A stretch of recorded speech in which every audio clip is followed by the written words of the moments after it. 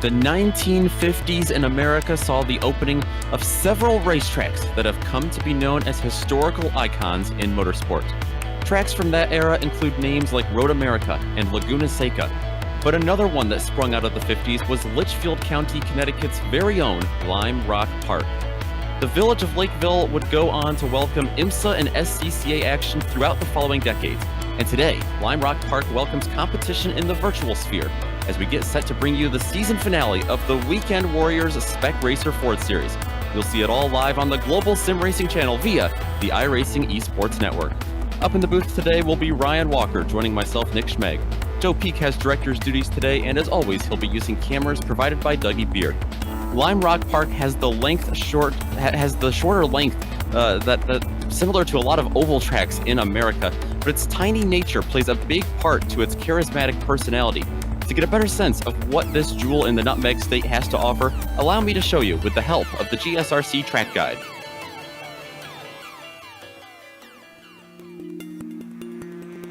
Welcome to Lime Rock Park. Located in the northwest corner of Connecticut, this unassuming little track has garnered a surprisingly passionate following. Its unique aspects create a circuit not only full of character, but consistently challenging even to modern race cars. While it has 4 different possible layouts, on the classic version, only 7 corners are split along a 1.5 mile track with just a single one of them turning left. Though simple in appearance, most drivers will tell you that trying to be fast here is anything but. The run down the front stretch into Big Bend offers pretty much the only viable passing spot, but it's a double apex right-hander which lures drivers into taking it too fast. The uphill is also scary quick considering its lack of runoff and can sometimes cause cars to get airborne over its crest. Then, on the opposite end, the downhill sends cars diving into a quick sweeper, which requires a good exit speed in order to defend or attack back into the first corner. Modern racing mostly uses the more recently built chicanes, especially at the uphill. But one of the most unusual facts about this track is that the races are never held on Sunday. Due to a legal agreement with a nearby church, events must take place on Fridays and Saturdays. The confines around this place are tight, the passing opportunities are few, and mistakes are usually punished with race-ending damage. With most other road courses now being built with upwards of 3 and 4 miles in length, this track stands out. But in an age of multi-million-dollar facilities and flashy buildings, this quaint small circuit manages to keep fans coming back with its intimate and grassroots setting.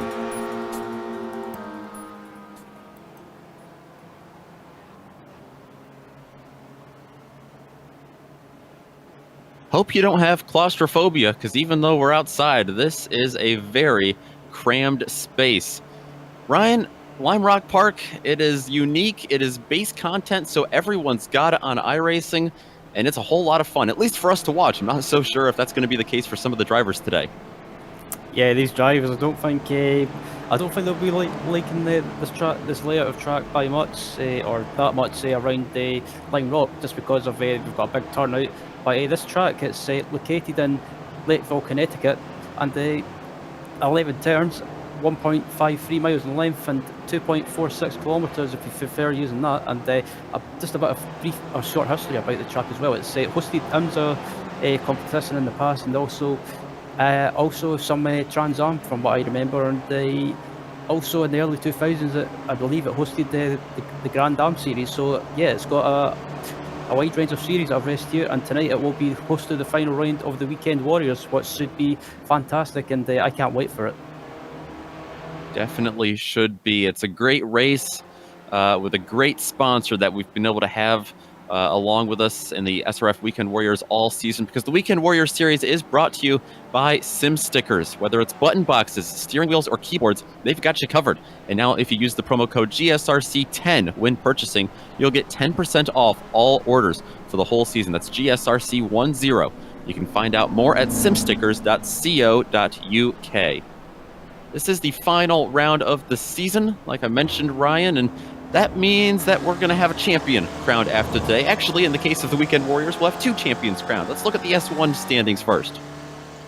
So the Spec 1 standings is pretty much David Gaspers is technically he's got the championship wrapped up, and all he has to do is just finish the race tonight and pick up the points to make sure he secures it. But Maurizio Naselli is in second place, but he's technically kind of out of contention for the championship. He's a further 111 points back with Daniel Sadro. Kind of having an up and down season towards the end and sitting in third place still with a top three, so it's not nothing to complain about. And then Mr. Consistent, or Mr. Improvement as I call him now, Michael Dobeck, is in fourth position and came so close to winning at the Motorsport last week and gave David Gaspers a run for his money. And then rounding out the top five is Erwin Watkins. Things get a little bit tighter over in the Spec 2 standings, the AM class here in the Weekend Warriors. Right now, it's Dominique Bureau on top. Now, he's got a 34-point gap back to Jim McGill. Now, the lowest points you can score here are 25, so Dominique Bureau just has to go out there and have a clean race. But we are at Lime Rock, so that's definitely not a guarantee. The podium is going to be really up for grabs, though, because McGill, Bately, Gradwell, they're all only separated by 8 points, and even Will Ferry, if anything should happen to them, he's lurking back there in 5th place, and I wouldn't be too surprised if we see those results get a little bit shuffled today. Before we get to the results, we have to have a race. So Ryan, for our newer viewers tagging along today, let's run down through some of the details. So as already mentioned, this is the final round of the Weekend Warrior season, and the setups, as always, for the series are open. So if you want to make any changes, tyre pressure, suspension, right height, anything like that, or anti-roll bars, you're free to do so. And the race length, as always, is 40 minutes with a pit stop thrown in, so you will have to make a mandatory pit stop, and because you can't really change the fuel when it's set. And the points are rationed down from 100 down to 25, and the incidents, as always, are -3 points, or the points, as always, for the incidents rather, are -3 points for every 10 incidents, or 10 or 10x rather. And you get a free fast repair in the series, so any big damage you incur, you will get a free new car. I think there's going to be a lot of free new cars handed out today. Oprah might be one of the racing stewards. We've got 47 drivers here gridded up, and 47 drivers, that's chaotic at any racetrack, but really at a 1.5 mile road course like Lime Rock, you just can't say enough about how important attrition is. And I think that's one big reason qualifying, the intensity gets ramped up just a little bit more, is because track position, you want to start towards the front. You want to get out of that mid-pack, and that's exactly what Jonathon Madden is being able to do right now. And so is Maurizio Naselli, who is, we just saw there on screen for a second. He just bumped his way up to 2nd place. David Gaspers, our presumed champion, he sits in 3rd, just 1/10 of a second behind. Yep, David Gaspers at the moment, currently in 3rd, and like I say, he just needs to finish his race basically and just pick up points, and he's definitely got the championship in the bag. And Jonathon Madden is doing well in qualifying, sitting in the pole position, and then Maurizio Naselli, who's trying to give Gaspers a run for his money and trying to still keep in contention for the championship. He's in 2nd, so yeah, there's plenty of surprises in qualifying, and surprise for me, Jerry McAreevy up there in 4th position. To help you keep track of all of the on-track action today, with all 47 drivers out there on this tiny course, I'm sure we'll have a lot of shuffling up and down through the field. We do have live timing and scoring for you over at gsrc.tv, so you can head on over there. Keep that tab open in the background or on your phone or somewhere that you can see very helpful information and statistics to guide you along this 40-minute path today. We just saw Felix Simoes jump up to 2nd place. He's just heading up that uphill chicane, the first of 2 chicanes, as we are using the full layout here of Lime Rock. So it has not just the uphill chicane, but also the West Bend chicane. And Ryan, I'm very concerned about that West Bend. Yeah, you're not the only one. I think, like I mentioned to you and Joe Peak as well before we came on here, I think that first chicane and also the second one, just heading up to that back section going down the hill, I think the first lap, because of the pack being so close, I think it's going to be interesting to watch, and I think there could be, I don't want to jinx it, but there could be some issues. Certainly could be, and with 40 minutes, I think it's safe to say we'll see at least a couple issues there, but the rest of this track is difficult as well. Big bend in these cars with the snappy oversteer that they've got, and then you have the very literally named turns here, left-hander and right-hander. Just with the weight shift and trying to keep momentum up, trying to get around someone, and then you have to worry about slipstream and going 2-3 wide through there. It's going to be a headache. These drivers just have to keep their heads on a swivel. Absolutely, and I think keys to the race as well is going to be patience, timing your moves, and also be wary when they stuck behind other cars as well, because this layout of Lime Rock Park, with the pack being so close together, it could cause them to bounce up and cause a concertina effect into both chicanes. And looking at qualifying as well, the surprise person for me, up into P10 overall, is Jim McGill, who's in contention for that Spec 2 championship. So yeah, Jim is doing what he needs to do in qualifying and putting himself in a good position. Certainly is. He is currently leading in Spec 2, like you said. Dominic Bureau, second place. He's back there in 15th overall, just 5 spots behind. Safe to mention as well that Week 12 in iRacing presents quite a few championship opportunities on the broadcasting spectrum. So if you liked what you're seeing and you want to keep up to date with all of the championships unfolding right now on iRacing, a great place to do that is right here on the iRacing Esports Network. Great to be a part of that community of broadcasters, and great platform to present the SRF Weekend Warriors Series season finale to you once again. Just noticing as well, Jason Perry has made his way up to 5th place. That's a name we've seen fast in a couple of races, especially recently.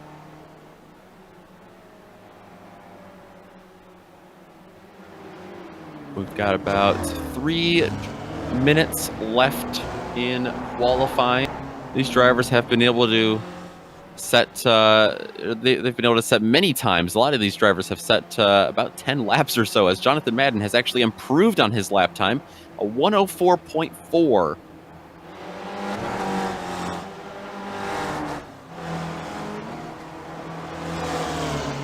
There's Madden. He's tucked up right behind another car right there. That was actually Simon Meyer that he just got by. I'm wondering, Ryan, we talk about the slipstream with these low-powered cars. We do have a front straightaway here. I guess you have the no-name straight, which isn't super straight, but are they going to have any advantage today at all with the draft? I don't think the draft will be. I don't think it will matter around the Blind Rock or this layout of Blind Rock anyway. Just because basically most of the time, it's just full of corridors and there's not really that many straights apart from this back straight Mercedes just came through. And I think the only long straight you've got really is that home straight, and I think that's the only chance you can get a run on someone if you're close to them. But I think tonight it's just about keeping out of trouble, and just if you're stuck behind a few cars, just let them make their mistakes and pounce and pick up the pieces. Absolutely. They might get a little bit of a run down the diving turn, which is a scary turn in any car here. But yeah, then they'll be right back on, like you said, the Sam Posey straight and try to get something going down into turn number 1. Jonathon Madden is the only one right now that's got something going. He's got a big lead, over a 10th over Felix Simoes. There's Stephen Beardsley. A lot of drivers in the mid-pack who definitely don't want to be there when this race starts, because it's kind of a crapshoot at that point. You just don't know if you're going to make it out of lap number 1 alive. Absolutely, and as Jerry McAreevy comes through the first chicane now, and they currently in 6th position, and someone goes flying in the background. Yeah, don't want any flying projectiles. We're not in Cape Canaveral today. But just about 30 seconds left of qualifying. Drivers will be able to start their last lap if they get across now. There's Jerry McAreevy, who's in 6th. I think the next one to come through, it might be Daniel Sadro, who's sitting down in 16th right now, actually. Wow. He comes across the line, and he's not able to improve. Gaspers parks it after qualifying 4th. Felix Simoes can't improve. Michael Dobek goes to the pits.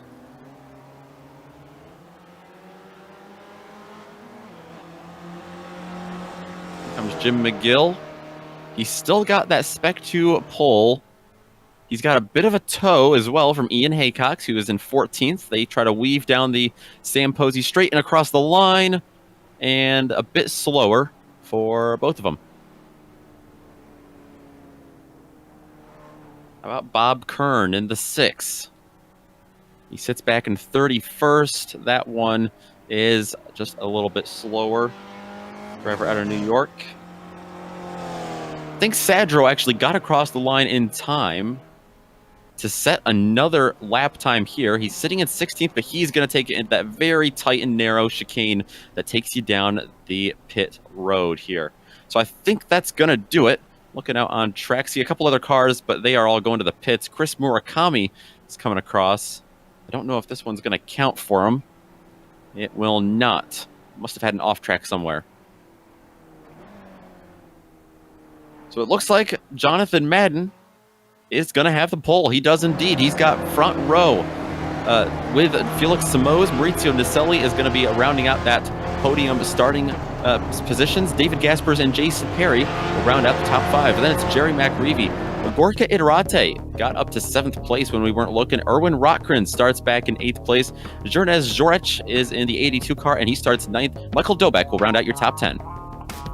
Starting in 11th is taking the Spec 2 pole as well as Jim McGill. 12th place is Josh Arnold, with 13th place going to Antonio Rees, with Ian Haycox in 14th. Dominic Bureau second in the Spec 2 Championship in 15th. 16th is Dan Sadro. 17th is Adam Bradshaw. 18th is Tim Van Dormelin. 19th is Hugh Haycox. And rounding out the 20 is Miro Haraski.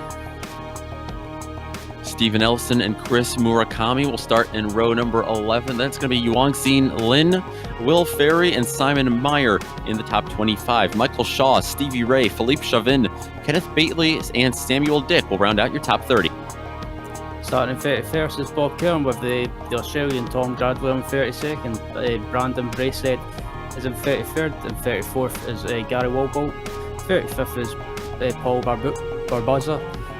And 36 is Stephen Beardsley, 37th is Paul Jackson, 38th is Jeff Cantor, 39th is Mark Coffin, and 40th is Jason Brown.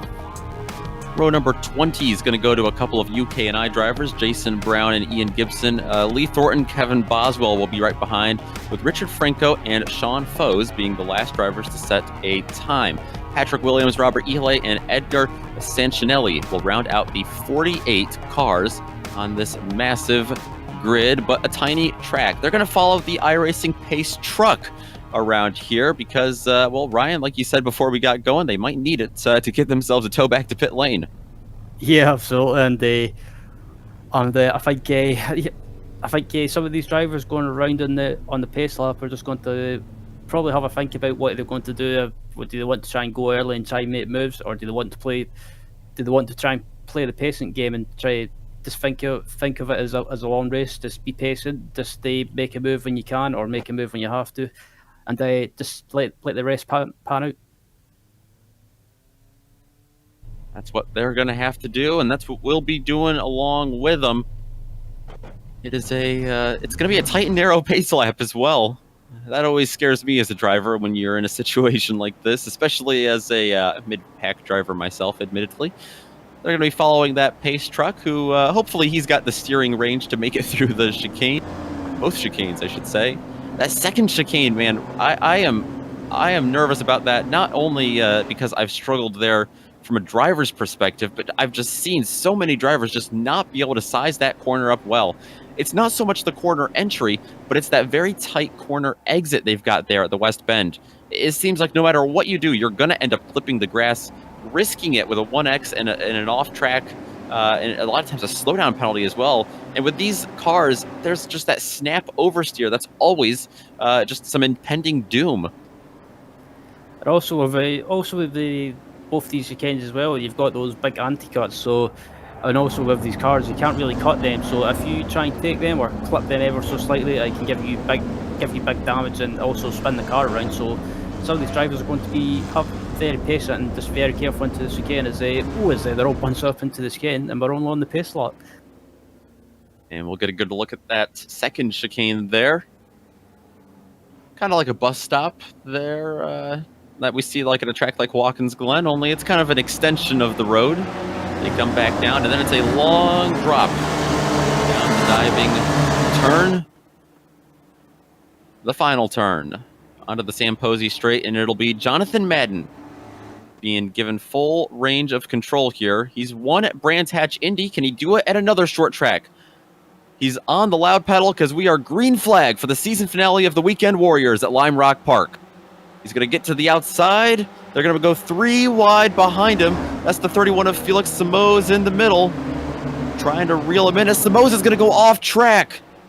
Madden continues to lead. It's now Maurizio Naselli and David Gaspers that follow him. Yeah, that was Simoes just went off wide slightly and just missed his braking point, I think. And I was just watching in the background as well. After that happened, Jerry McAreevy pounced and managed to pick up one or two positions. Can they make it through the first chicane? All right. They go uphill. The leaders are going to get through all right. Most of them have gone single file, but it's already Jonathon Madden leading them down to the West Bend. Big problems, though, in the midfield. Yeah, just watching the replay from my perspective to see what happened to Daniel Sadler, and it was like,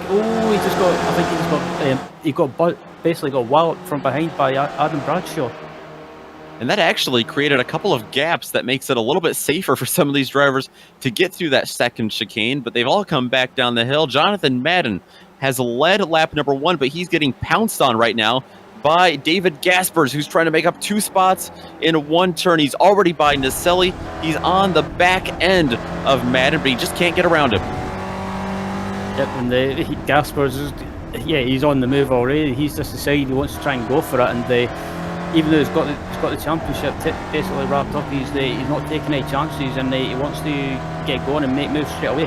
And it was unfortunate for Daniel Sadro getting caught at an incident, but that's the risk you take by qualifying further back in the midfield. Absolutely. It is tense for 4th place as well. Jerry McAreevy and Jason Perry have been side by side pretty much this entire lap. McAreevy's going to get that spot back. That is Gorka Iterate, who is spinning, coming back on track out of the 6th position after starting back in 7th. Back up front, David Gaspers has a huge run on the Samposi Straight all the way down to the inside grass. He's going to have the advantage heading into Big Bend. I'm just looking further back in the pack as well, and Jim McGill's under attack from Josh Arnold, and I think Jim's not making a fight of it. He's just letting Arnold go, and he's under attack from Ian Haycox as well. And we're staying on the lead as well, and this battle for the lead's still going on. Jonathon Madden fought back on the outside. You're right, Jason Perry did spin, but this lead continues to heat up. They have a big gap back to 4th place now. It's about 4 seconds back to Erwin Rockrent, who has somehow gotten himself up there into 4th place. Madden leads them back up the hill. But man, Gaspers just seems so quick after starting back in 4th. And Gaspers is not hanging around. He closes right up on Madden under braking, and it looks at the moment, it looks like Gaspers is the quicker driver at the moment, and I think it's only a matter of time before he makes a move and gets by him. And Gasper has to think safe as well. He needs to think about, you want to win the race, but also he's got a championship to think about.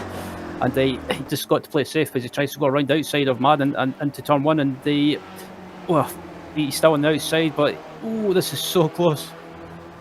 Our 2 winningest drivers of the season going head-to-head for the lead in the season finale. Madden looking for his 3rd win. Gaspers looking for his 7th. And it's right now Jonathon Madden, who he had gone defensive there on the front straightaway, I noticed. And that allowed him to keep this lead. They bunch up once again into the chicane. Man, Maurizio Naselli, he doesn't want to be left out of this fight, but hard over the curbs goes Gaspers. That might open an opportunity up for Naselli to at least get a run on him. What can he do down here into the West Bend? Not too much, because Gaspers comes right back at the 96 for the lead. And closes up again under braking, and they just about ran into the back of Madden, but they manages to make it through the second chicane, and all 3 of them close together as they come onto the Samposi Straight, and Gaspers, surprisingly, is not close enough this time around. The 44 of Maurizio Naselli took a little bit of a peek down into turn number 1. Wasn't able to make anything of it. set up that late apex. They all go up through the S's. Oh, Gaspers gets a little bit squirrely in second. They've got to be careful there.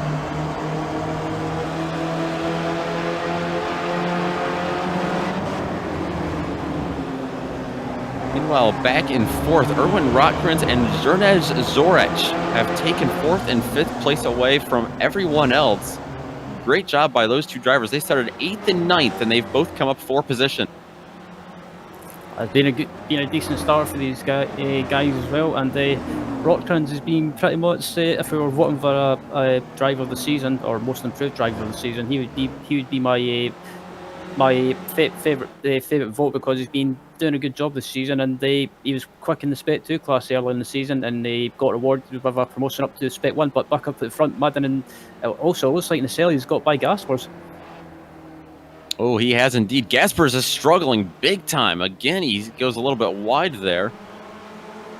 He might have gotten a slowdown, and I think he did. It was that second chicane. Man, he was about 1 tire over the line, and that must be so finicky because he got caught out for it.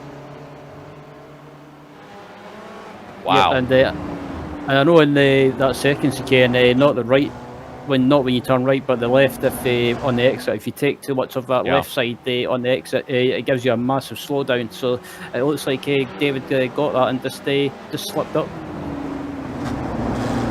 And that's a tough place to get a slowdown penalty. 16th place, battles on right now. Miro Hrotsky leads this bunch. Antonio Reese, Tim Van Dormelen back there as well. They're following Dominique Bureau, Yuangzi Lin, and Chris Murakami just a little bit ahead of them. Back down the hill. Oh, but we got to go back to the lead because Maurizio Naselli has gone off course trying to get around. Let's go take a look at this replay, see what happened. I think he tried to make a look down into turn number 1. What looks like? Gets a big run on him. It's just enough of a draft and just enough courage to set it down the inside. We're right on board with Naselli. Did he hit the curb? No, he just went a little bit wide. They made contact. Meanwhile, they are both still all right, and they are both still 1 and 2. That has reeled with David Gaspers back in a little bit, though. We had a pass for 4th place as well. Zernez Zorec got around Erwin Rotkrins. He continues to march his way up in the 82 car. Doing a good job, and they managed to get by Erwin, but yeah, these two might have held each other up, and it's allowed Michael Dobeck and Ian Haycock's McAreevy and a couple of other cars as well in the background to close right up on them.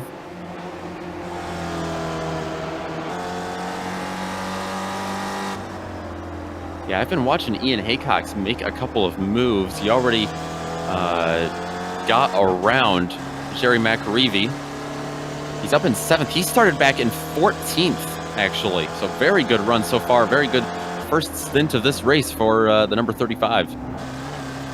Absolutely, and just watching from behind as well, this pack is definitely closing up now, and there's a lot more cars getting involved. And not far behind this pack as well, you've got what looks like Jim McGill and Felix Simoes, it looks like.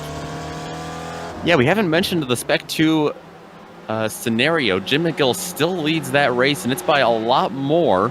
He's up in, or actually, no, it's still by 5 spots. He's up in 10th. Dominique Bureau is in 15th, and Bureau actually leads a Spec 2 battle right now with Miro Hrotsky.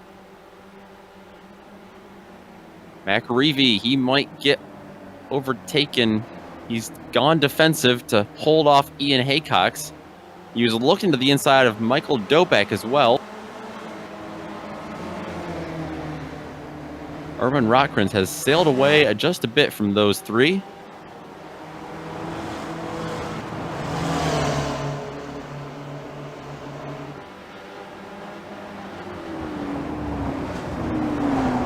Nothing has changed back up front. It's still Madden, Naselli, Gaspers, but I can report that it looks like Zorach is closing in on Gaspers a little bit. Now, it's still 3.5 seconds, but that was a much bigger gap beforehand. So we'll have to keep an eye on this because we've still got 30 minutes left of this 40-minute race. Taking a look back here, McReevy looked to go a little bit wide, and I think Michael Dobek got a slowdown penalty there. He's losing 2 spots. Now it's about to be 3 because Josh Arnold's going to fly right by him. And more, man. And that's the sort of mistake you can't really afford to make around here. It's one of those chicanes. Oh, is a lot of traffic's in the way? Oh, Jesus. Lots of issues for these drivers. And the fact that we're only 10 minutes into this race and they're already struggling with lap traffic, that's got to be concerning for some of these drivers because they're going to have to deal with that all throughout this race from here on out. Or either way, it really hurt Erwin Rotkrins. He fell all the way back. He lost all the ground he had made up over Jerry McReevy. McReevy now looks to the back of that position. That is for the final spot in the top 5. And it looks like at the moment, Rotkrins has maybe just dropped his pace a little bit, and the Zorach in front of him is just pulled away slightly, and McReevy at the moment just seems to pick up his pace now, and he's on the move. Don't have to go there, but it sounds like Jim McGill got a slowdown penalty as well on the last lap. He fell from 10th to 12th on that final turn. He still leads the Spec 2 race. We'll keep you updated as much as we can on that. Dominique Bureau still looks to have that S2 championship. Let's jump back to 17th because Tim Van Dormelen, he was in a battle, still is. Antonio Reese has just gotten around him, at least in turn 1. We'll see if Van Dormelen can come back at him. They just went by Ian Gibson. Oh, McGill that's Jim McGill. That's Jim McGill right in front of him, who had gone off track. And look who just went by him. That was championship rival Dominic Bureau. So Dominic Bureau, it's a Spec 2 championship advantage to him. This was a solo accident, but I think there was a car off in front of him. It was Ian Gibson off in front of him, one of the back markers, and I think he was just trying to get his car out of the way, and he ended up going off track and into the grass. Tough break for the Spec 2 leader. So yeah, Dominic Bureau has now... Actually, no, Dominic Bureau has not taken the lead because Miro Hrotsky has just gotten around Dominic Bureau. And Rotkrins is under attack from Jerry McReevy now, and not just Jerry McReevy, but also Ian Haycox as well. So he's under attack from both of those guys, and Rotkrins just seems to be struggling at the moment. Which is odd because he looked very strong here at the start. The first 10 minutes looked to be going his way perfectly. And yeah, like you said, just really struggling here to get around this lap traffic. He's got that's Jernaj Zorach in front of him. That is for position. That's for 4th place.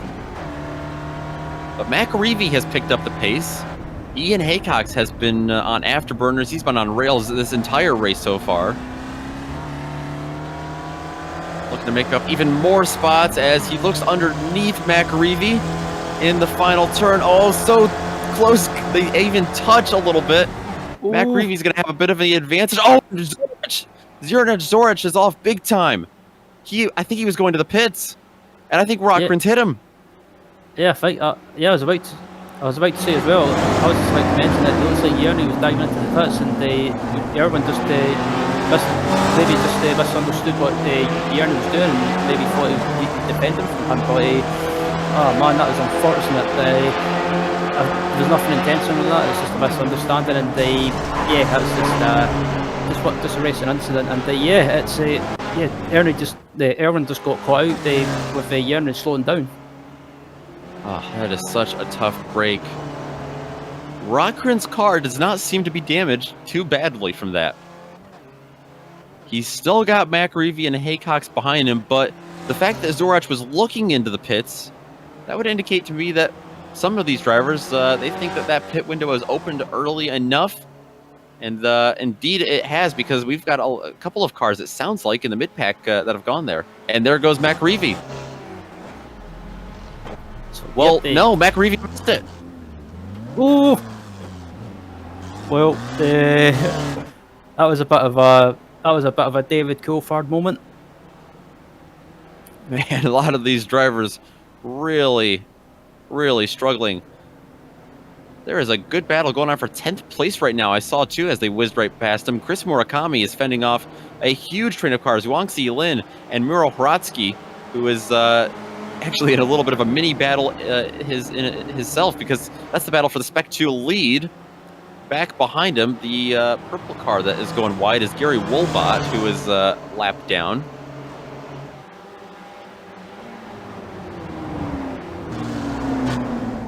But with all of these, with the pit window opening and all these drivers heading to the pits, that does bring up a good point, Ryan. The pit entrance here is a little bit sketchy, it seems.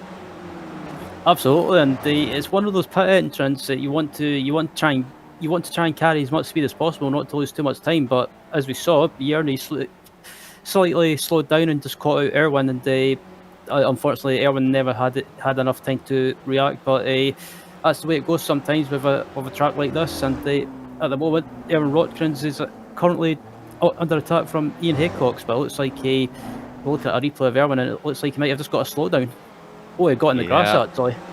Yeah, and that allowed Ian to get by. So promote Ian Haycox up from 14th now to 4th place. Incredible drive from him. He's 8 seconds behind David Gaspers.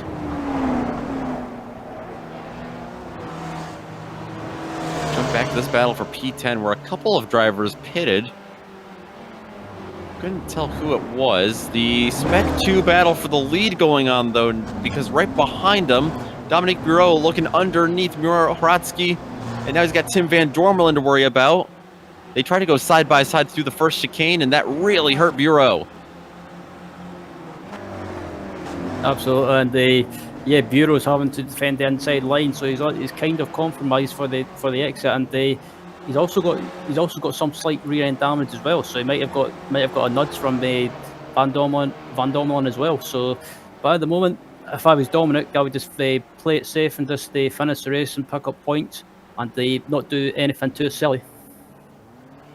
And he's just taking the lead as well, because something's happened to Haycox. Oh, you're right. I was going to say Miro Hiratsky went to the pits, but Ian Haycox has spun it in Big Bend. He was on the outside. Oh, looks like I think Rotkrans was battling back at him. He was. There goes Rotkrans down to the inside. Now let's see. Do they make contact? Ian Haycox just on the outside. No grip. Loops it himself in the 35. Did a good job to... Yeah, go ahead. He did a good job to stay out of the wall.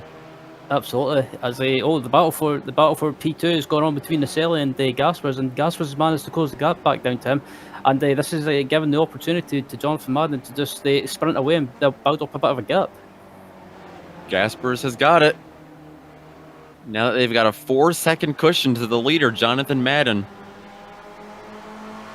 David Gaspers has gone back to second place. What a nice recovery for him. He was really looking to be in trouble early in this race, but a couple of mistakes from Naselli really allowed him to come right back at it, and good to see our overall championship leader and probably championship winner get back in this race. They go back up the hill, hard over the curbs. Oh, I thought Gaspers was going round there for a minute, because he clipped. Oh, something's happened to Bureau. Oh no. He has spun it himself. I think this was coming down the hill, or must be down into turn 1. I think I looked at him in the wrong spot. Oh, that's Tim Van Dormelen that got underneath him. And very similar to what we saw with Haycox, just no grip on the outside. Now I don't think he hit the wall down there. But right now, he has lost the Spec 2 lead. And it's not based off pit stops, it is because of that. And it's Simon Meyer who has taken it back. I think we've seen more Spec 2 lead changes in this race than we've seen all season long, Ryan.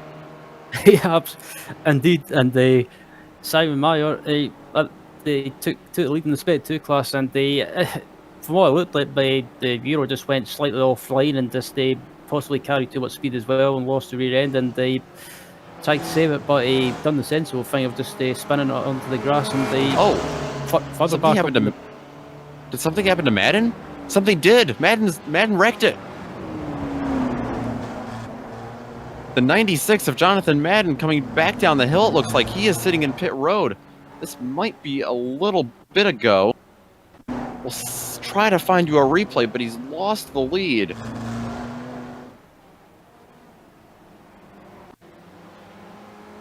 Out of nowhere. It looks like he's all by himself. Oh, now he's not by himself. Now he's got some company in front of him. Is that Jim McGill in front of him, it looks like? Oh, there's a wreck in front of him. Oh, no. Oh, he just had nowhere to go. McGill got, yeah, I'll say it again. Yeah, scary moment for Gaspers and Gaspers and Nicelli coming through as well. Let's ride on board with Gaspers here. This is at the top of the hill. All is calm. They're going through this chicane. Oh, it might be some cars in front of me. Little did Gaspers know the mayhem that awaited him at the bottom of the hill. Got underneath that lap car nicely, and there it all is. The smoke signals were sent to him just in time to weave out of the way. Never lifted, kept his foot in it. That's your champion this season, folks. That's David Gaspers. And yeah, that was a perfect. That was the SRF version of the Days of Thunder scene. Absolutely. We had a couple pitters while that happened. Nicelli has just gone into the pits, but Ian Haycox a couple of laps ago was our first major front runner to take it in there. Big problems for Yuangzi Lin. What happened here? This is just a log jam of cars, and there's nowhere to go. Yep. As Lin dives into the pits, and yeah, I was kind of expecting this around the Lime Rock Park this evening, just because there was such a big turnout of cars, and at the moment, and it looks like Nicelli's just made his pit stop. He has indeed. So right now, to keep you up to date, David Gaspers leads, Rockgren second, Felix Simoes third. How about Josh Arnold from 12th place? He's had quite a quiet race. He's come up to 4th place. We'll keep an eye on any of these front runners leading. Remember, if you need live timing and scoring, GSRC.TV has got you covered. We've certainly relied on it today.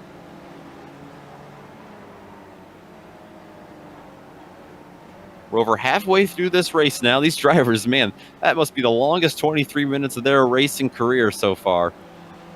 Looks like Michael Dobeck. No, I was looking at the wrong car. Dobeck, yeah, Dobeck has caught up to Arnold here. That is for position. Dobeck's also had a quiet race up to 5th place.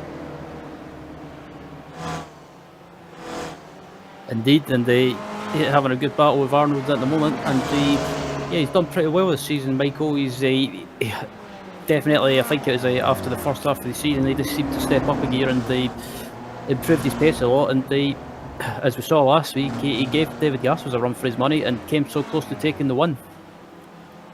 Yeah, absolutely. Got 2nd place last week at Mosport, and he also had a podium earlier this year at Donington. As they get underneath Robert Ely there, the lap traffic. A little bit of a scare for them, but Arnold's going to hold on to that spot over Michael Dobeck. And yeah, David Gaspers is in. Yeah, I was just about to say Gaspers into the pits as well, and yeah, he's got a bit of damage, but also don't forget these drivers can get a free fast repair, and in hindsight a new car as well. And we've got a faux battle for the lead, Rockgrens and Simoes. Simoes has caught Rockgrens. Now these drivers still have to pit, and Gaspers should come out in front of them if everything goes according to plan. But we've seen with many drivers, including Jonathon Madden, that can all change very quickly. Rockgrens holds the lead for now. Simoes with a big run up the hill. Through the first chicane, what can he do down into the West Bend? That was a fantastic run, the exit of the first chicane, and he got the run up the hill and carried a lot more speed, and will he take a dive up the inside into the second chicane? No, he can't. He has to sit behind. We'll see if either of these drivers pit. It looks like the 31 of Simoes might be setting himself up for a pit entry, and I am correct. He's going to come in. So that will leave Rockgrens on track. Josh Arnold is going to follow him in from 4th place. Dobeck stays on track, and Gorka Iterate has gone to 3rd place now. David Gaspers is our highest pitter. He's come out in front of Maurizio Naselli. Quite a long ways ahead of Maurizio Naselli. About 2 seconds there.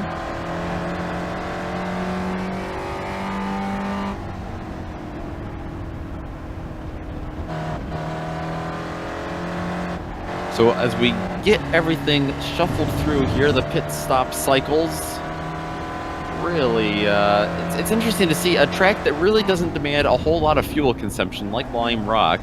The pit window is just pretty much wide open as we see very close racing here up the hill. That's the 387. David Gaspers is who we ride on board with, who is right underneath him. Scary stuff there. And this way, right behind him as well now because of that is Maurizio Naselli, and it gave him a chance to close right up, and can Naselli get a run and Gaspers on the straight? He might do, and also in front of him they've got a whole bunch of traffic to contend with. Yeah, assuming Rotkrins and Dobek and Iterate don't jump these guys, this is the battle for the lead eventually. So very important stuff. They battle for currently it's 4th place. Man, Naselli looks like he's just cornering a bit better. As I say, that Gaspers goes up on the curb, almost onto the grass. Gaspers trying to keep this spot desperately because he needs to keep this lead. He would love to get his 7th win of the season. Go back up through the chicane. Lots of lap traffic ahead of him, and Gaspers goes around. And that just proved my point as well about the anti-cuts. If you clip those anti-cuts too much or ever so slightly, that onset of the car, and unfortunately David Gaspers was the unfortunate victim to find that out. He did a very nice job safely getting that car back on track, but he has lost a spot to Tim Van Dormelen, who has not pitted yet. I don't really think that's going to hurt him in terms of the lead. Oh, look at this that he's stuck in now. He just got back past a bunch of lapped cars, 3 wide on the front straightaway.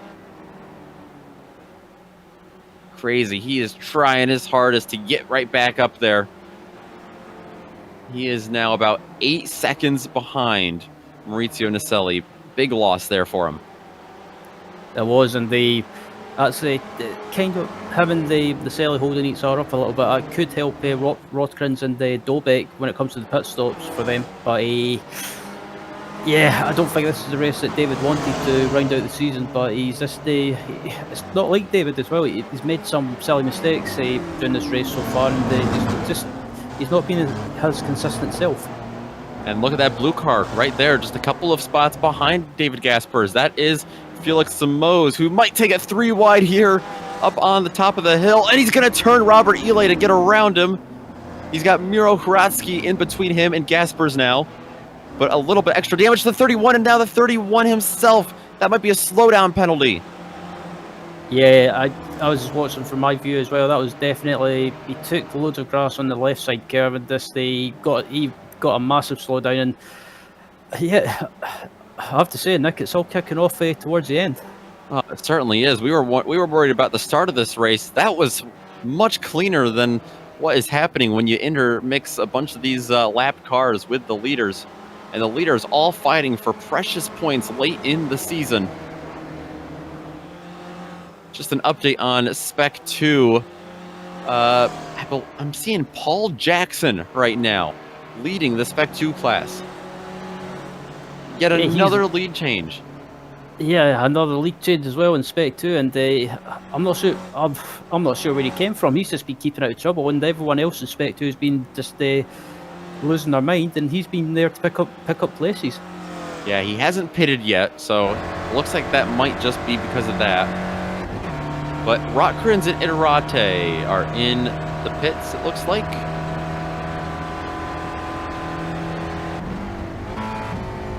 So Maurizio Naselli flies right past him on the Samposi straightaway.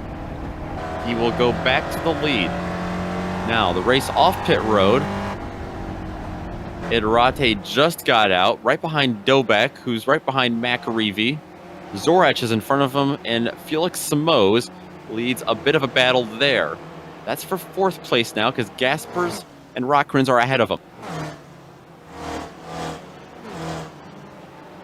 So not a whole lot changed there during pit stops. I think the biggest issue we had was a couple of the drivers just trying to get to pit lane. But right now, this is our best battle on track, especially in terms of the lead in the top spots. Felix Simoes trying to fend off Jonathon Zorach, who's had a great race. He's had to take that fast repair, as David Gaspers has just gotten underneath Erwin Rotkrins for second place.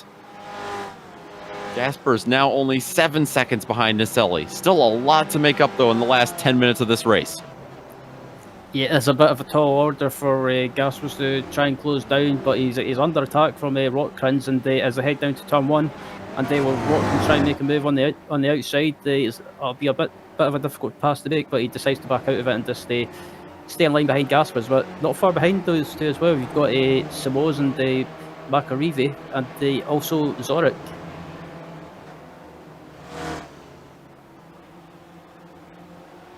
And he's losing time to Nicelli with this battle. So this is exactly what Mauricio Nicelli would love to see. But we've seen, problems all over the track. Just because you're out there in front doesn't mean you're immune from the issues. Just ask Jonathon Madden, who looked like he had this thing locked up. And, well, he now sits in the garage in 37th position. Felix Simoes continues to hold on to the 4th place spot over Macarivi. Those two are split right now by Miro Hratsky. Our last driver who has not pitted yet is Paul Jackson. He is hoping for some kind of strategy, it seems like, in that Spec 2 lead. And it looks like Simoes is under attack from Jerry Macarivi as well, who tries to make a move, but he again has to stick in line. And traffic seems to be playing a factor toward the end of this race as well, especially through the last sector of this track. That's what Simoes and Macarivi are trying to navigate. They've got Paul Barbuza and Brandon Breisted right in front of them. Erwin Rotkrins and David Gaspers have just made their way around them, and Rotkrins is now looking underneath Gaspers, back for second place. All that happened while Felix Simoes took too much curb and he lost the spot to Jerry Macarivi. There is action all over the track. And I don't know if it's me, but I think Gaspers took a little bit too much left side curb on the exit, and he might have got... I think he has got to slow down. That's not good. That's not the first time he's done that tonight either. Now Jerry Macarivi already closing in on him. He's going to get a little bit of a touch to Brandon Breisted. That's going to put Gaspers on the outside of Big Ben. Felix Simoes came back, almost tagged him. They're now trying to make their way around Paul Barbuza, another lap car. Oh, it's really going to hurt Gaspers. Look at how he has to work the wheel of that car on the outside. Simoes underneath. He uses a little bit of the grass to get around Barbuza. And that mistake from Gaspers allowed Jerry Macarivi up into 3rd, and Felix Simoes is up into 4th now, and David Gaspers, he's just having a nightmare. It's not a great run for him. Like you said, all he has to do is come out there and run his own race. This is not a great way to end the season for our points leader. He gets a little bit more squirrely there in West Bend. He's got a little bit of breathing room now. He can take a deep breath, come back down track, follow Felix Simoes, try to draft back up with him. But yeah, that's exactly what Jerry Macarivi loved to see behind him, because now the 67 has gone from 6th place to 3rd. Yeah, he was basically in the what I like to call it as the popcorn position, and they just waited for for Gaspers and Simoes to slip up, and he's just pounced on them, picked up a couple of positions, and he's up into a podium position, and they've got just under 6 minutes remaining, so he just needs to hang on, but he needs to keep an eye on Simoes as well, because he's not too far behind. I can report for the Spec 2 lead. Paul Jackson has pitted, so our Spec 2 lead right now is Dominique Bureau, who just got around Simon Meyer. Now he's got Will Ferry right behind him. That's not for position. But Dominique Bureau, if he sits right here, he will have this Spec 2 championship. He's got 5 minutes to survive. Yeah, and I try to think how Dominic's feeling at the moment. It's one of those kind of he's probably got a shaky leg thinking about it, and they just full of nerves. But he just needs to keep it cool, keep it clean, and just get to the finish. And like you say, he's got a car behind, but it's not for position in class, and they just needs to finish this race. And his biggest competitor in the points, Jim McGill, just had a big spin himself. So that should give him a little extra insurance. Back for third place, Mac Reevy is his spotlight might be fading a little bit because Simoes and Gaspers are catching him ever so slightly. Actually, speaking of Jim McGill, there he is now with a very beaten up and battered 342 race car. Mac Reevy slips in underneath. That's going to allow Simoes to really catch up to the back of the 67. Oh, look at Gaspers. Look at how deep on the brakes he went there. Close call as Simoes gets very sideways. And Gaspers, yet another slowdown penalty.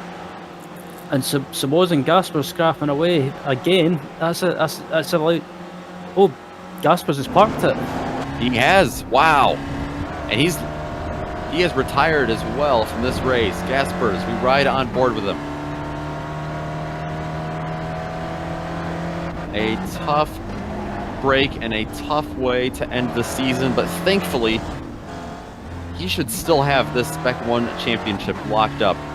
So this race was just an exhibition for him, albeit not one that went well. For second place, Rotkrins has been caught by Mac Reevy while that all happened. And I was about to bring up as well, I don't know if Rotkrins is slowing down a little bit just to try and save some fuel. He might, I don't know if he's under fueled slightly or if he's just his pace has dropped again. But Mac Reevy, like you say, has managed to close the gap back up, and I suppose it's not too far back either. But Jerry Mac Reevy needs to think what do you want to do, try and fight Rotkrins and gain another position, or keep an eye on Simoes. But at the moment, Rotkrins is backed off his pace slightly.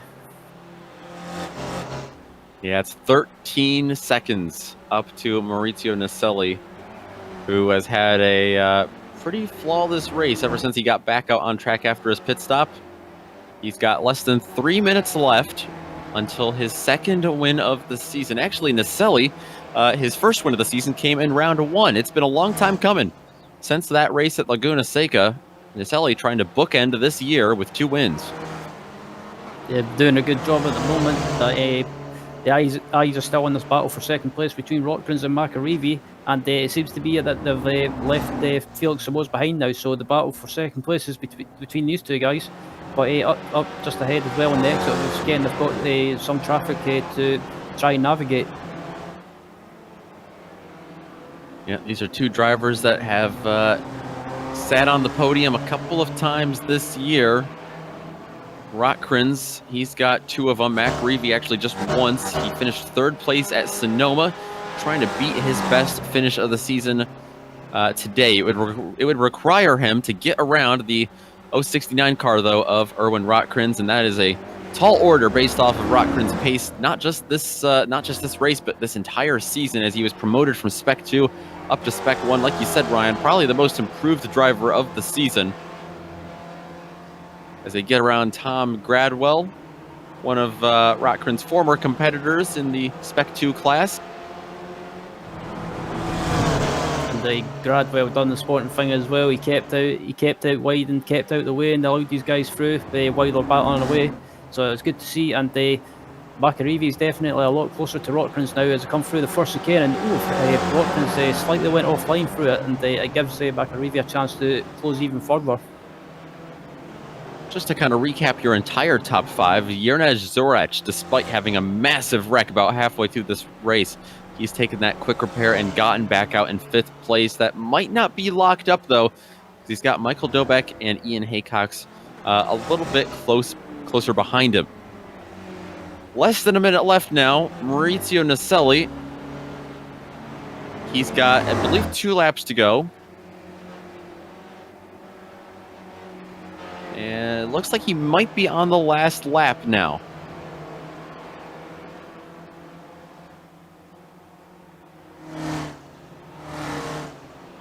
Makes his way up the final time through the uphill chicane.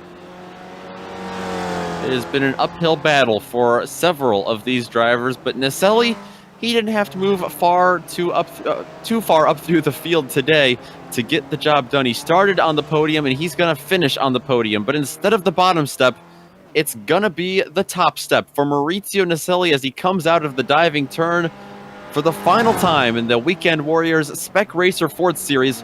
Maurizio Naselli going to win the final round here at Lime Rock Park.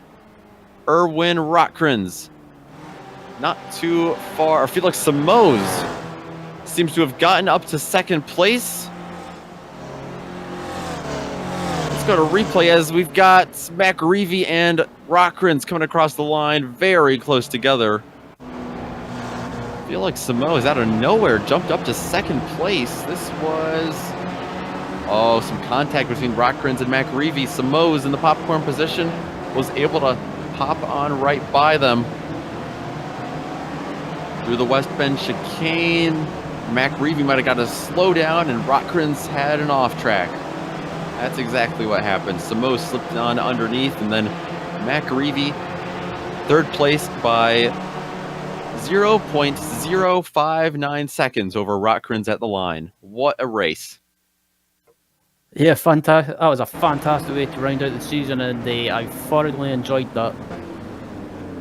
Simon Meyer came home with the Spec 2 win as well. He got that job done by a 1/10 of a second over Dominique Bureau, but Dominique Bureau is going to be able to win the Spec 2 championship with that result.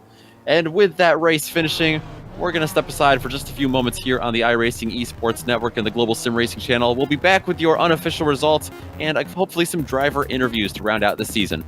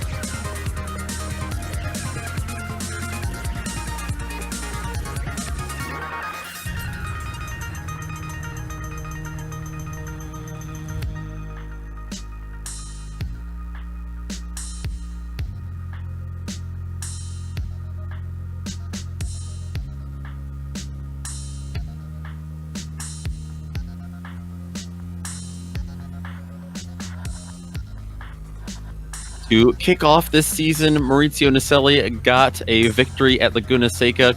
He's going to get another victory today his second of the year and his last of the season, because this is the final round in the season finale in the Weekend Warriors series. He gets the win, 13 seconds over Felix Simoes and Jerry McAreevy. The gap got a little bit tighter, though, behind them, because McAreevy just got that third place position over Erwin Rotkrans by about 5/100ths of a second. Jernej Zorach finished in P5 with Michael Dobek, Gorka Iturrate, Josh Arnold, Ian Haycox, and Yuangxi Lin rounding out your top 10.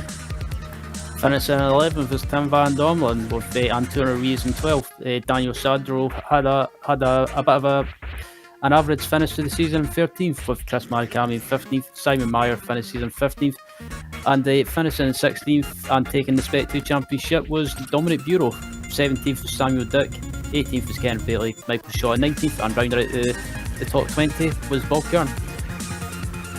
Gradwell and Paul Jackson finished 21st, 22nd, with Miro Horatsky, Brandon Brystead, and Gary Walball right behind. Jim McGill, Jason Brown, Will Ferry, and Lee Thornton are going to be your last drivers on, at least one lap down. Mark Coffin will round out your top 30, and behind them you've got Richard Franco, Jeff Cantor, Kevin Boswell, Paul Barbuza. David Gaspers is going to wind up 35th, Robert Elay, and then you're getting into some of the DNFs. We've got some drivers to talk to. To start with, it looks like we've got Felix Simoes, who finishes second place today. Couldn't quite get that second win of the season like you had at Silverstone, but a second place today, and that was hard fought. Yes, it was. Still a mistake in the first corner. Went off the track and then joined, I don't know which position I was. And then I just put my head down and tried to do the best I could. I had luck in the last few corners because Rotkins and Gary had a misunderstanding and I took advantage of it. I mean, I had decent pace. I could have had a better result, but it is what it is. After starting the race up in second, I thought you might have the pace. Sounds like you thought so as well. You were just the nature of this track. Is that all that was keeping you back from getting up there and fighting for the win? No, I mean the issue was the mistake in the first corner, and then I still haven't watched the lap times. I think I was one of the fastest guys on the track. I mean, I finished 10 seconds or something from the winner. I had decent pace. I had good pace. And then traffic also complicated. Yeah, certainly a good march back up through the field. I mean, with that sliding off track in the first corner, very difficult to come back up and even compete after that. But to finish second, very impressive. We were at the configuration of Lime Rock with the two chicanes. How did you like that racing with this series? I'm not a fan. No, I really enjoy Lime Rock, the normal one. But the chicanes, especially the last chicane, I really don't like it. Certainly challenging to say the least, but you overcame quite a few challenges today. Like I said, a very, hats off to you for fighting back up to second place. But before we let you go, Felix, thanks for stopping by. Is there anyone you want to give a shout out to? Yeah, as usual, I mean, the Stevie for the organization of the league, you guys for the broadcast, everyone who participated in the league. I mean, we all make part of it, and basically that's it. And the sponsor, I mean, it's living, but it helped us during the season. Let's see how it goes for the next one. We will indeed. Thanks for stopping by today, and thanks for putting on great shows all season long. That's Felix Simoes coming home in second place today at Lime Rock Park. Ryan, you've caught up to the driver who finished just a little bit behind him. A little bit of a mistake on the last lap is going to put Jerry McAreevy back in third place. Yeah, Jerry having a great race, and he seemed to be kind of quiet at the start of the race, but as the race went on, started to gain places, and at the end, Jerry, you finished in third place, and after a fantastic battle with Felix and Erwin, that was a fantastic battle to watch. And how was it for you? It was fantastic, amazing. Like you say, Ryan, the start of the race was pretty quiet, but somehow even after a horrendous pit stop, somehow managed to end up in third. I don't know how it happened, but I'll take it. Yeah, I mean, regarding the layout of Lime Rock that was used tonight, what did you think of it? Did you like it? Were you not fussy, or would you prefer to go back to the original layout? It's certainly grown on me. At the start of the week, it wasn't too hot, but yeah, it's very satisfying when you get both the chicades right. But with the temps today, it was near the end. It was a bit of a slide fest. So, but And for the season as well, how do you think it's went for you? Is it went as well as you expected, or do you think you could have done better, or is there anything that you think that could be improved, or was it good? well, there's always room for improvement. I think. No, I'm just here for for a bit of fun. Really, it's just all about the Warriors every weekend, getting taken apart usually. But it's always good to get a wee result every now and again. So, but no, always look forward to it every week. Good stuff. And before we let you go, is there anyone that you want to give a shout out to? Any thanks or anything like that? Oh, of course, you guys for doing such a great job every season. It's always great to watch back. Sometimes not so great. I think I need to apologise to Jason. He was getting a slowdown or something in that race, and I think I might have taken him out by accident. I didn't realise he was slowing down so much. So if I caused that, then I apologise. But yeah, just again, everybody for coming out every week. Stevie for setting it up. Yeah, it's been great. Good to hear. And thanks for joining us in the booth, Jerry. Again, congratulations on the third place, and we look forward to seeing you on track next season. Cheers, Ryan. Catch you later. As that was a third place finisher, Jerry McAreevy, joining us. And I believe up next, Nick, you have the new Spec 2 Championship, the Canadian Dominant Bureau. I do indeed. The Spec 2 champion himself and the Spec 2 runner-up today. Because it looks like Simon Meyer, we weren't able to see what happened there. Was it a last lap pass that put you back in second? Hey guys, yeah, we had a good couple of last lap with Simon and I almost had him, but in the last chicane, I started sliding and he was able to take the front, so it was a good race. We had a pretty hectic Spec 2 battle for the lead this entire race. We had just a ton of lead changes, it seemed, back there, especially right when everyone was pitting. Of course, some of that is natural, just from everyone coming into the pits and things shuffling through, but also just tell us about how it was just racing in the mid pack here at Lime Rock when traffic is already a concern. You've got lapped cars in front of you and behind you coming by. Well, usually I take it easy. I try to not crash in the first few laps, although sometimes I fail to follow that. But there was a lot of traffic, and the first chicane on the first two laps was parking lot. Like people were just stopped there, so that was really hard. And I lost a ton of position on the first two laps because I was just trying to play it safe. But the traffic was really bad. The lap traffic was really hard to get by. And it wasn't necessarily a good race for me. I did quite a couple of mistakes, and I was having a ton of problem with my VR setup. I had like major stuttering, so that threw me off a little bit. But I was able to make it apparently. We had not just a lot of lead changes in this race, but also it seemed like all season long, no one knew where the Spec 2 points championship was going. We had Irwin promoted. We had Aaron not able to finish the season. At what point in this season, if at any time, did you realize that you were probably going to be fighting for a championship? Oh, hey, right from the start. No, I'm kidding. I never really thought like maybe top five, something like at the bottom of the five or somewhere around that. I would have been fine with that. That would have been really great. And then when they moved Irwin to S1, that's when I figured, well, there's something to be done there. But Aaron was really having good races. I had a few crappy first races, So I didn't thought I was going to be able to keep it up. And even then, at the end, I was looking at the points, and even Jim, if I would have had like a really bad race, he would have been able to catch me back. So that was really fun. It's different than from S1 when you have David at the top, and that's how things are. But the S2 championship was really fun. Yeah, it was a lot of fun to cover. It was very unpredictable, like I said, not just for us, but also for you. I'm glad you had fun with it this season, and I'm glad you were able to get the job done and be crowned a Weekend Warriors champion. Before we let you go, thanks for stopping by. Is there anyone you want to give a shout out to?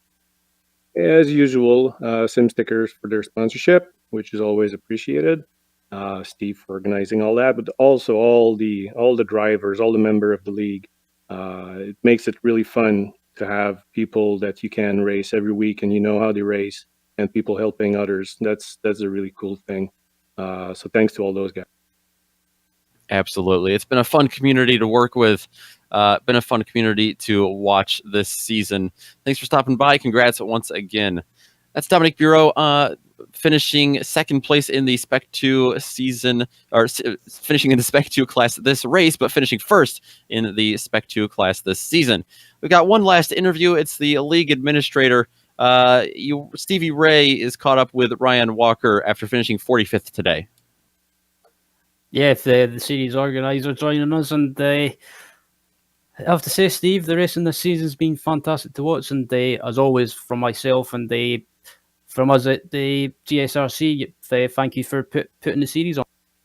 Yeah, thanks, guys. That's what I want to do is pop in real quick, and a huge thanks to all the Warriors who come out each and every week, make this one of the best seasons we've had. I think we put on an average of 50 plus drivers each week, which it's some awesome racing.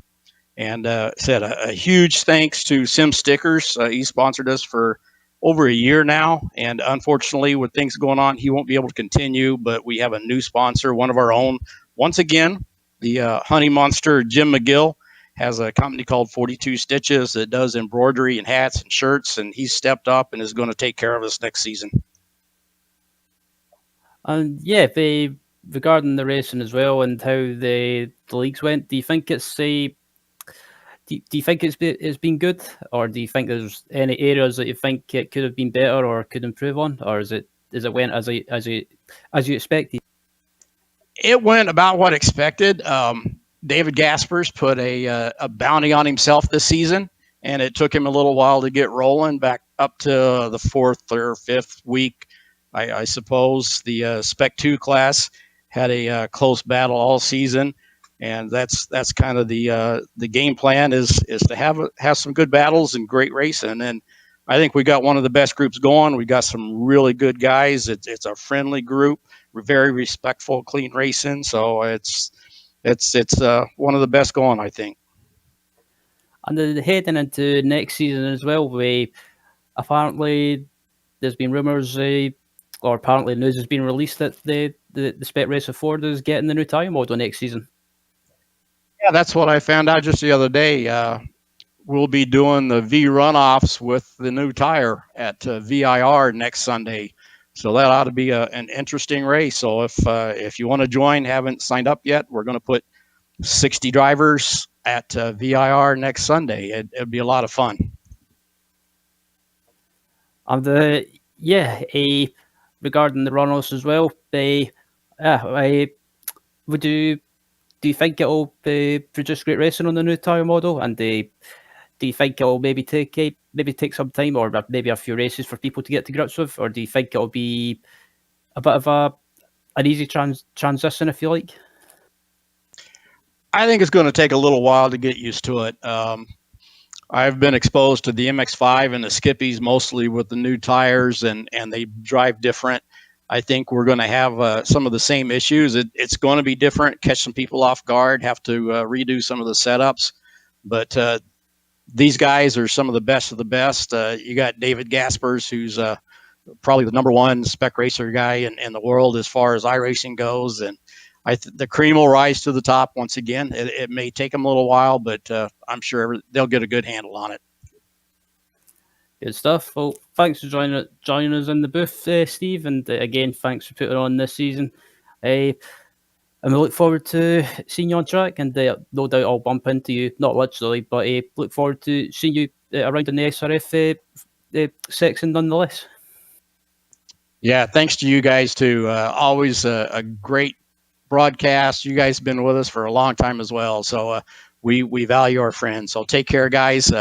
Love the season. Looking forward to next season for the Weekend Warriors. Thanks, Steve. And that was the series organisers, Steve Ray, joining us. And Nick, I have to say, this season it's been a pleasure covering this series with you, and it's been a pleasure commentating alongside you as well. And look forward to doing more of the same in the future. Yeah, absolutely. I've got to say the same, Ryan. It's been a pleasure to cover the Weekend Warriors. My first time covering the entire season. I know you've been involved in this community quite a bit longer, but speaking of the community, I've got to think we've got to give a special thank you to everyone who came out today for the season finale of the SRF Weekend Warriors series, including all the drivers who put on the show for us all season long. We'd also like to thank Sim Stickers for sponsoring today's event like they have all season long as well. And don't forget to check them out at simstickers.co.uk. An additional thanks to all the amazing companies that provide the software and hardware that we use to create a GSRC production for you. We also, of course, want to thank the very talented June Lalonde, who provides our music. See the screen for more on how to get a hold of more of her great work. Thanks to the crew in the booth today, Ryan, Joe, and Dougie. And don't forget to check out the GSRC on social media. You can head over to our website, globalsimracingchannel.com, where you can also show your support by picking up some awesome GSRC merch.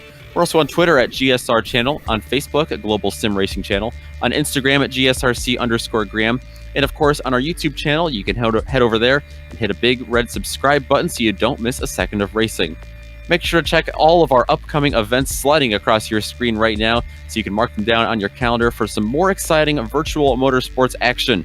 And make sure to catch the V runoffs like Stevie mentioned next Sunday at Virginia International Raceway. That'll be an hour earlier at 2:45 p.m. Eastern, live on GSRC.